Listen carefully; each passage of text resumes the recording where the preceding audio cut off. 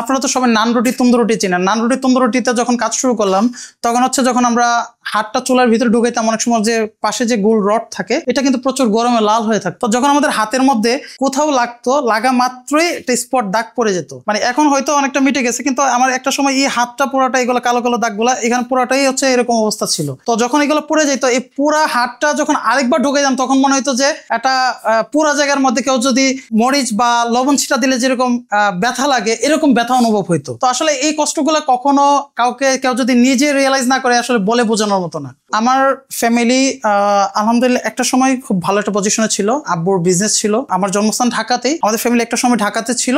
ঢাকাতে আব্বুর যখন অনেকগুলো বিজনেস ছিল, বিজনেসে আমাদের ফ্যামিলি তখন একটা ভালো অবস্থানে ছিল। কোনো একটা সময় গিয়ে বিজনেসে লস টস খাওয়ার পরে আমাদের বিজনেস সব ক্লোজ করে ফ্যামিলি গ্রামে চলে যায়। গ্রাম থেকে আমরা ফুল ফ্যামিলি সহ সিলেটে চলে যাই। সিলেটে গিয়ে সেখানে আমি একটু পড়াশোনা আমরা শুরু করি, পাশাপাশি আব্বু জব নেই। পরবর্তী সময় দেখা গেছে আব্বুর একা ফ্যামিলি চালানো একটু ডিফিকাল্ট হয়ে গেছিল। তখন দেখা গেছে যে আমি পাশাপাশি জব শুরু করি, কাজ শুরু করি, যে ফ্যামিলিকে সাপোর্ট দিতে হবে। কারো কাছে কখনো খাবার চাই না যে আপনি আমাকে খাওয়ান, টাকা চাই না যে আমাকে টাকা দেন, চাইছিলাম শুধুমাত্র একটা কাজ। অনেকের কাছে কাজ থাকা সত্ত্বেও কাজ দেয় নাই, নানা রকমের ইস্যু দেখেছে যে আপনি পারবেন না, আপনার পক্ষে সম্ভব না, আপনি কাজ করেন নাই। তখন একটা জেদ তৈরি হইতো, মনে অনেক কষ্ট লাগতো যে না, কোনো একদিন আমি অনেক মানুষের কাজের ব্যবস্থা করব, অনেক মানুষকে কাজ দিব, আমি কর্মসংস্থান তৈরি করব, মানুষকে প্রশিক্ষণ দিব। সেই জায়গা থেকে আসলে একটা জিদ নিয়ে কাজ শুরু করা এবং এই পর্যন্ত আসা। খালি পকেটে আমি কারিকুলাম সাজাইলাম, সাজিয়ে সেটা আমি অনলাইনে দিলাম, আমার পেজে দিলাম, গ্রুপে দিলাম। দেওয়ার পরে বললাম যে আমি এরকম প্রশিক্ষণ দিতে চাই। তো সেখানে আমার প্রথমত একজন মানুষ আমার একটা কোর্স কিনছিল 2550 টাকা দিয়ে। কেনার পরে আমি অনেক বেশি টেনশনে পড়ে গেছিলাম যে একজন মানুষ কোর্স কিনলো, এখন এই কোর্সটা করানোর জন্য প্রায় 15-20 হাজার টাকার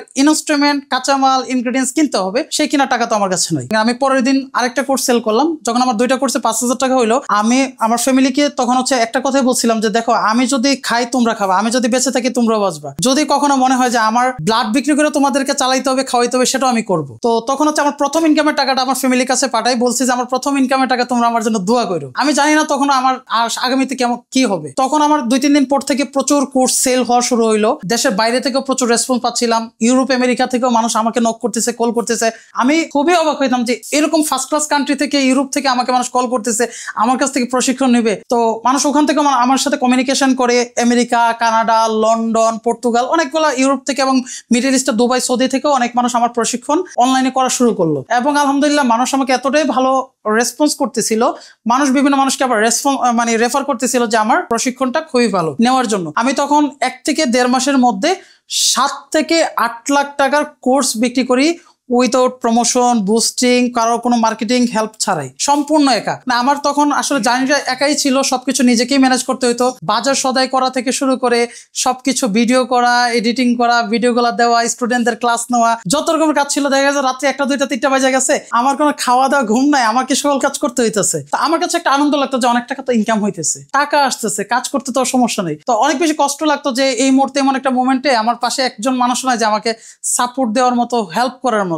তারপর আলহামদুলিল্লাহ আমি তার পরবর্তী সময় প্রথমত একটা দোকান নেই। আমার ইচ্ছা আছে আমার মা এবং বাবাকে আগামী দিনে একসাথে তাদেরকে হজ করানোর। আমি একটা ডিসিশন নিচ্ছি যে তাদেরকে হয়তো আগামীতে যদি আল্লাহর রহমত থাকে তাদেরকে আমি হজ করাবো। আমার আম্মুর অনেক দিনের শখ ছিল হজ করা। তাদের আসলে যথেষ্ট সাপোর্ট আছে। আমার 2টা দোকান আছে, লাইফ বেকারি শপ। পুরো রোজার মাস আমাদের দোকানগুলো বন্ধ ছিল। তো আমি যখন আমার মা বাবাকে বললাম যে আমি তো চিন্তা ভাবনা করতেছি যে রোজার মাসে আমি মানুষকে ফ্রি ইফতার খাওয়াবো, আমার মা বাবা আমাকে খুবই ইন্সপায়ার করে, বলো যে এটা এর থেকে ভালো কাজ হইতেই পারে না, তুমি এটা করো। আমার ফ্যামিলি থেকে আমাকে খুব সাপোর্ট দেয়। তো আমি পুরো রোজার মাস আমার 2টা দোকানে আমি ব্যানার লাগায় ফ্রি ইফতারি খাওয়াইছি মানুষকে। প্রতিদিন 30 জন, 40 জন, 50 জন, 60 জন করে মানুষ আমার দোকানে, 2টা দোকানে ইফতারি করছে। মানে এটা যে আমার একটা মনের একটা শান্তি, একটা মানসিক শান্তি, একটা ভালো লাগা কাজ করে যে এরকম কিছু মানুষের জন্য করতে পারা। একটা 2 রুমের ফ্ল্যাটে আমি থাকতাম, 1 রুমে আমি নিজে থাকতাম, 1 রুমে আমার রান্নার প্রশিক্ষণ গুলো করাইতাম। সেখানে আমি অনেক রেসপন্স পাচ্ছিলাম, অনেক স্টুডেন্ট আসতেছিল। বাড়িওয়ালা প্রচুর পরিমাণে কমপ্লেন করতেছিল, বারবার বলতেছিল তুমি বাসা ছেড়ে দাও, বাসা ছেড়ে চলে যাও, এত লোকজন কেন আসবে, এরকম করে আমাকে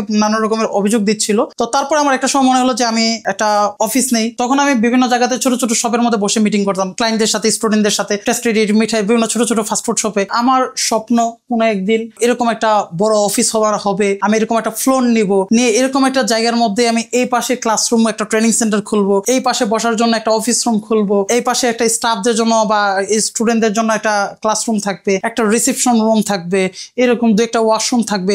সবকিছু মিলে একটা কমপ্লিট একটা সুন্দর একটা অফিস হবে। এটা ছিল আমার স্বপ্ন। এই স্বপ্নের কথাগুলো আমি লাইভের মধ্যে বলতেছিলাম আর পুরো অফিসটা মানুষকে ঘুরে ঘুরে দেখাচ্ছিলাম। তখন আমি জানি না যে এই অফিসটা আমি নিব। মানে আমার রিস্কটা হচ্ছে এমন একটা রিস্ক ছিল, আমার লাইফ রিস্ক, যে এটা দিয়ে হইতে পারে আমার ভালো কিছু, আর নয়তো আমি একদম শেষ। পরবর্তী সময় আমি যাদের সাথে কন্টিনিউয়াসলি বিজনেস করি তাদের থেকে ম্যানেজ করে কিছু প্রোডাক্ট আমি আনি, কিছু টাকা ফ্রেন্ডদের বা পরিচিতদের থেকে আনি, ওভাবে কোনো রকম করে কিচেনটা স্টার্ট করে আলহামদুলিল্লাহ শুরুতে আমি ভালো রেসপন্স পাইছিলাম। অনেক স্টুডেন্ট আসছিল, আলহামদুলিল্লাহ সেখান থেকে মানুষ ভালো একটা রেসপন্স করতেছিল।